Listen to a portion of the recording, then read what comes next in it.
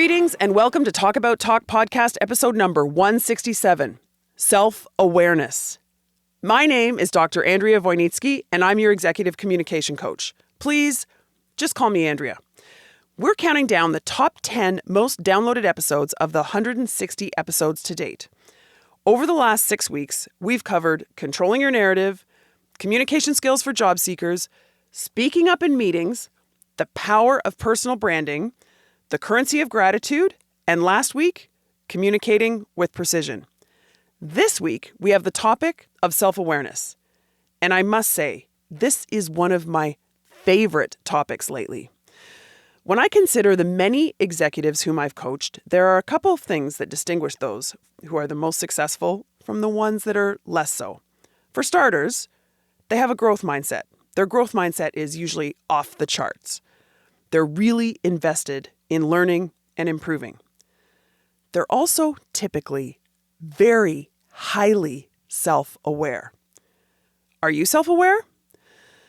One way to strategically consider this is to examine your unique personal brand. I have an efficient way to help you do this. It's the brand new personal brand self-assessment that I've created. I've made it super easy for you to do so. Just go to talkabouttalk.com/personal brand. That's talkabouttalk.com/personal brand. It's free and it will definitely help you out. All right, let's get into this. Let's do this. Let's focus on our self-awareness. Enjoy the episode. Today, we're talking about self-awareness and communication. Specifically, how you can use this notion of self-awareness to boost your communication skills. To start, I have 2 quick stories that I want to share with you. Both are from conversations that I've had with clients in one-on-one coaching sessions. So, of course, I'm not going to share their identity in any way. The first was about 2 years ago when I was coaching a senior partner from one of the big consulting firms that you've heard of. Let's call her Ashley. Ashley and I worked together for a total of 6 months. Ashley was exceptional. She was already successful, incredibly high IQ, and very well liked by her colleagues and her clients. She'd been identified by the firm as high potential for one of the top positions globally, and I was coaching her to elevate her communication skills and her executive presence so she could make that happen. At one of the first coaching sessions that we had, it wasn't the first session, maybe it was like the 3rd session, I started by asking Ashley how her week was and whether she had the chance to work on what we discussed the week before. And she said something like, Andrea, I had an epiphany. For the first time since we've been meeting, actually for the first time in my life, I was in the middle of a meeting and I suddenly became very self-aware. I was aware of my body language, I was aware of my words, and I was aware how other people were perceiving me. My jaw almost hit my desk. I was speechless for a moment. What?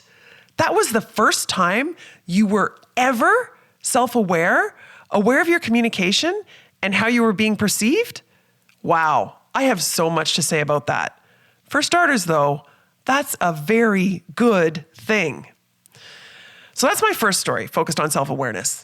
The second story is also from a conversation that I had with a client who also happened to be a partner, but at one of the other big firms. Let's call her Betty. Similar to Ashley, Betty also was very bright and technically exceptional. She knew her stuff. She was high IQ, very creative, and very ambitious. But Betty was very different from Ashley in that she was less well-liked. She told me that she'd received feedback that she was arrogant. I spoke with her manager, as I often do with my clients. I check in with 1 or 2 of their managers to make sure we're focusing on the right things. Anyway, her boss confirmed to me that yes, Betty does sometimes come across as arrogant. That's her reputation. When I brought up this topic again with Betty, she actually argued with me and she justified herself, telling me, and I quote, "I'm not arrogant. I'm very self-aware." It struck me immediately that Betty's definition of self-awareness was very different from mine. Then I started thinking about my conversation with Ashley and her comment about not being self-aware until our communication coaching had encouraged her to do so. And those 2 conversations really got me thinking. Actually, they inspired this episode. Are you ready to talk about self-awareness? Let's do this. Let's talk about talk. In this episode, we're going to focus on how to leverage self-awareness to help you improve your communication skills. You're going to learn what self-awareness is, the types of self-awareness, and how you can use this idea of self-awareness to help improve your communication. I'm telling you right now, thinking about your communication through the lens of self-awareness can be very beneficial.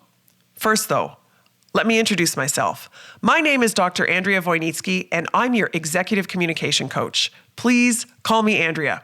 I'm the founder of Talk About Talk, where I coach communication skills to ambitious executives to help them elevate their communication, their confidence, and their clarity, so they'll get noticed for the right reasons and ultimately get promoted. That's my goal here. I want to help you accelerate your career trajectory. If you go to the talkabouttalk.com website, you'll find many resources to help you out. There's information there about one-on-one coaching, online courses, corporate workshops, the archive of this bi-weekly podcast, and I really hope you'll sign up for the Talk About Talk newsletter. That newsletter is your chance to get communication coaching from me every week. All right, let's get into this. Let me start by saying that when I was pulling together the outline for this episode, I realized that there's too much for me to get through. So this might end up being the first of many episodes focused on self-awareness. I absolutely love this topic. When I was a doctoral student at Harvard Business School, one of my favorite courses that I took was in the psychology department at Harvard. So it was across the river from the business school. That was when Natalie Portman, the actress, was there as a student. And I remember seeing her in the elevator a few times and thinking two things. One, she's tiny. Her backpack full of textbooks was almost bigger than she was. And secondly, I felt sorry for her because everyone around her was whispering, "There's Natalie. That's Natalie Portman." That's got to be a bit weird. Anyway, so I had enrolled in this very small seminar that was in the psychology department. There were only about 8 or 10 of us, and the course was simply called The Self. This course was absolutely incredible, with lots of self-reflection, but also, of course, covering the academic research focused on the self-concept, self-awareness, and so on. At about the time that I was taking this course, I had to read an article for another course that I was taking that really served as a catalyst for my future research. It was a seminal article by Konstantin Sedekides, and it compared self-assessment, self-enhancement, and self-verification. I vividly remember reading this article. I was sitting in my living room, sprawled out on a big comfy chair. I skimmed the article first, and honestly, my heartbeat accelerated. I could feel the adrenaline pumping. I sat up straight and I reread the article top to bottom. Then I stood up and I declared, "This explains everything. This explains why people say what they say and why they choose not to talk at all." These insights into the self and the self-concept are what ultimately motivated my dissertation research, which focused on self-enhancement and word of mouth. I could go on about that, as you can probably guess from my energy, but here we are, many years later, talking about self-awareness and your communication skills. So I'm going to do my best to keep this succinct. I'm following the advice that I give you about communicating with precision. Here's where we're headed. We're going to start with the definition of self-awareness and particularly the types of self-awareness that exist. And then I'm going to map those types of self-awareness back to how you can leverage self-awareness to improve your communication effectiveness. Sound good? Yes. Okay, let's start with the definition. Self-awareness, simply put, is the recognition of the self. It's one's recognition of one's emotions, triggers, actions, and the impact of those actions. Self-awareness is about being conscious of our consciousness, of being conscious of ourself. Very few animals are self-aware. In fact, human babies don't become self-aware until they're toddlers. How do we know this exactly?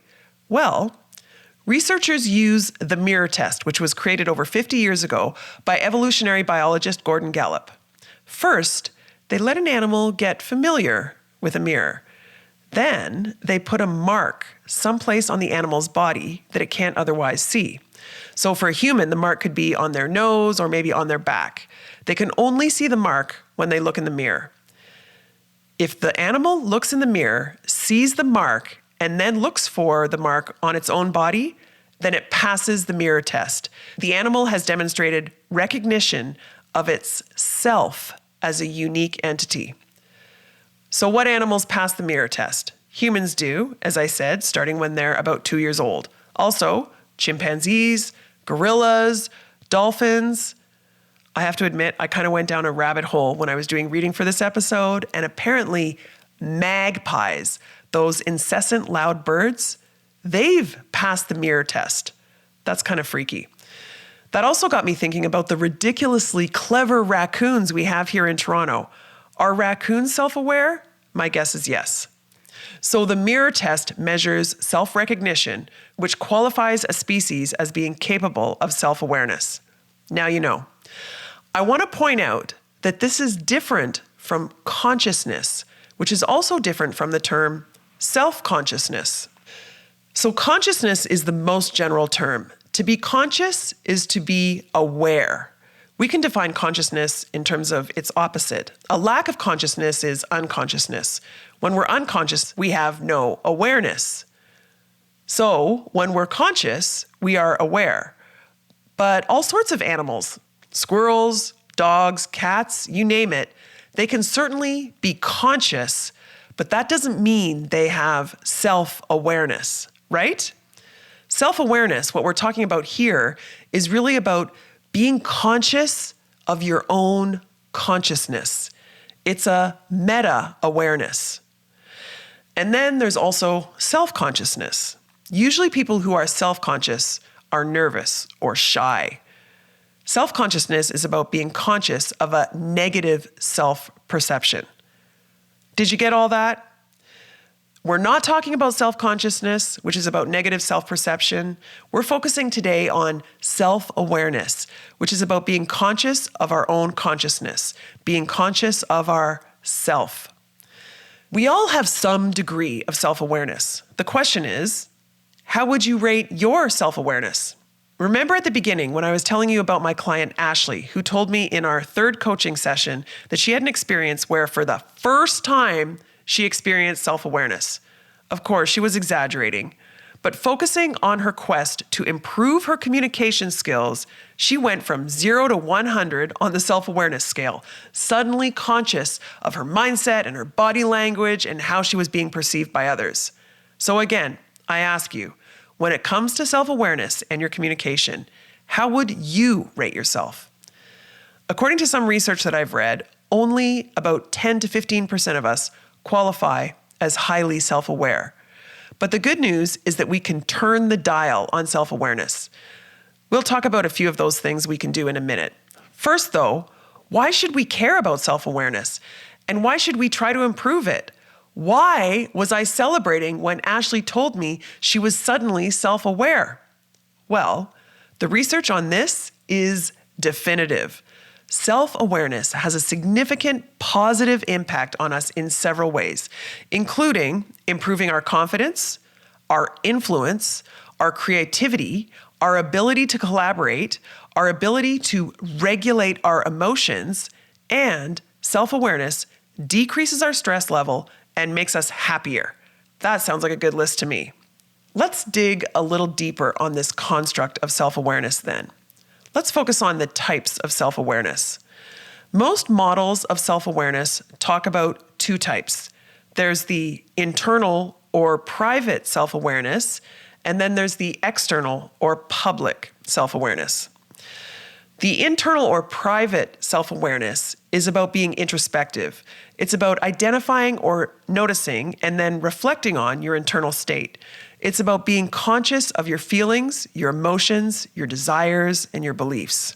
Like when you notice yourself feeling anxious before an important meeting, that is internal self-awareness. Or when you notice your apprehension about disagreeing with your boss when you know you're right. It's really about being conscious of what you're thinking about. External or public self-awareness, on the other hand, is being aware of how we appear to others, how we're perceived. I like to think about this in terms of the looking glass self. Have you heard that concept? It's kind of like the mirror test, but in a social context. Imagine that you are a third party and you have a camera and you're looking down at the situation, watching the players in the room, including yourself, and noticing the impact that you are having on others. It's about our impact on that social dynamic. And this external or public self-awareness allows us to successfully interact with each other. Back to my story about the other manager, Betty, who I told you about at the beginning.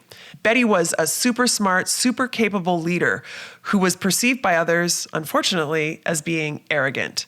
Yet, she declared to me that she is highly self-aware. So there was a disconnect. And my diagnosis here is that perhaps she's high on internal or private self-awareness, but low on external or public self-awareness. So I hope that clarifies two ways of thinking about self-awareness. There's internal and external, or private and public. Other researchers have identified 3 different types of self-awareness, and I actually think that this classification of self-awareness might be a little more helpful for us in terms of boosting our communication skills. The 3 types are introspective self-awareness, bodily self-awareness, and social self-awareness. They're all pretty self-explanatory, but let me elaborate just quickly here and give you some examples or prescriptions for things that you can do to improve your communication within each of these types of self-awareness. So first, introspective self-awareness. This is basically the internal or private awareness that I was just telling you about. And I have 3 specific suggestions for you in terms of how to improve your communication through introspective self-awareness. These are suggestions for being aware of your thoughts and then doing something about it. It's really about self-talk. So the first suggestion is be mindful of your objective. It could be a meta-objective, like being more empathetic, or demonstrating your leadership, or being more confident. Or it could be an immediate term objective, like when you're in a meeting with a client and your objective is to demonstrate your responsiveness to their concerns. It's about being mindful, thinking about what's my goal here. My second suggestion is a pretty common suggestion. It's get rid of distractions. Turn off your phone. Stop multitasking. Focus. This is sure to improve not only your introspective self-awareness, but also your communication. And my third suggestion is to focus on a mantra. This is one of my favorite tactics for focusing our mind. Come up with a sentence or a phrase that focuses you on what you want to focus on.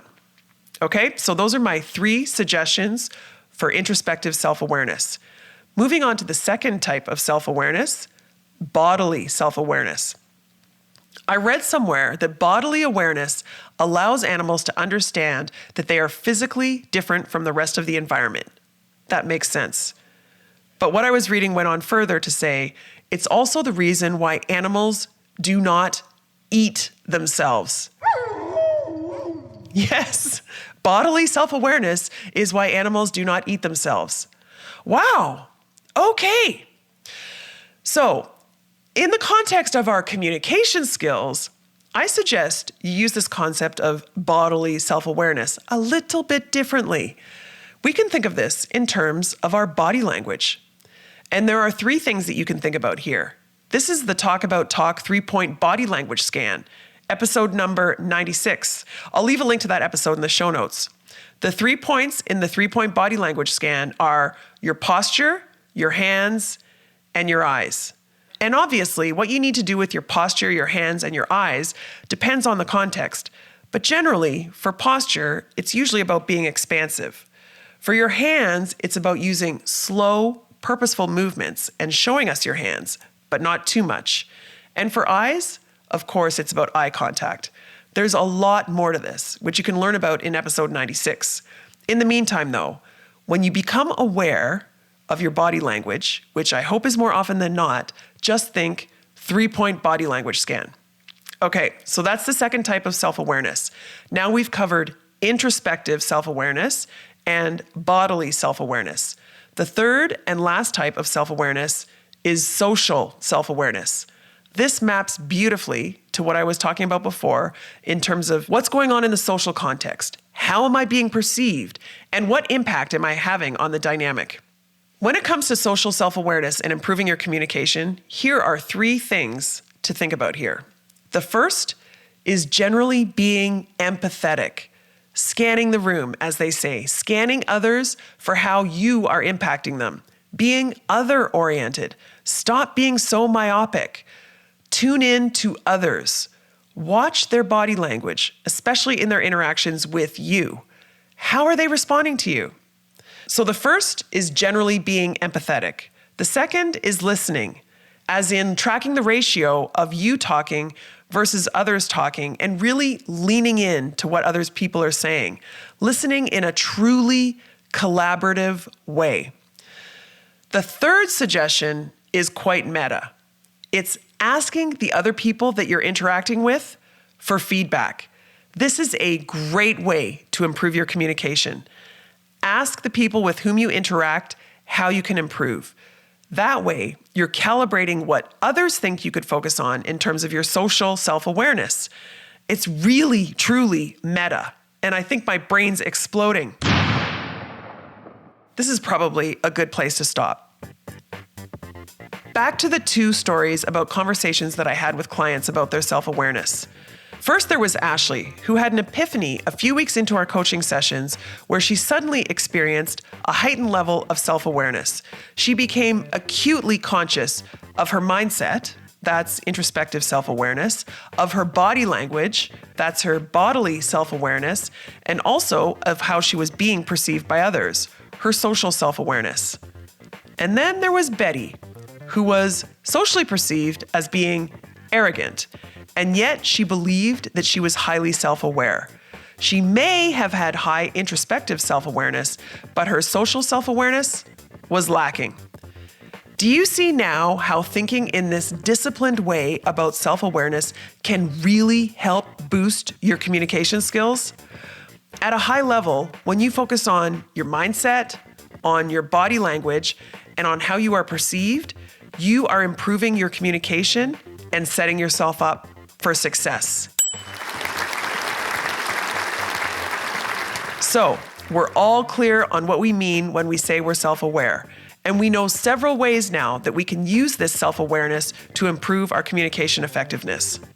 Now, I'm wondering whether you have any questions for me. Is there a particular area or topic within communication skills that I can help you with? Or maybe you have a podcast topic suggestion. There are 2 main ways you can contact me. You can email me at andrea@talkabouttalk.com, or you can go to the talkabouttalk.com website and leave me a recorded message there. Your voice might end up being on a future podcast episode. And while you're on the website, please sign up for the weekly communication coaching newsletter. And if you've enjoyed this podcast episode, I hope you'll share it with your friends who might also be seeking to improve their communication skills. Thanks for listening, and talk soon.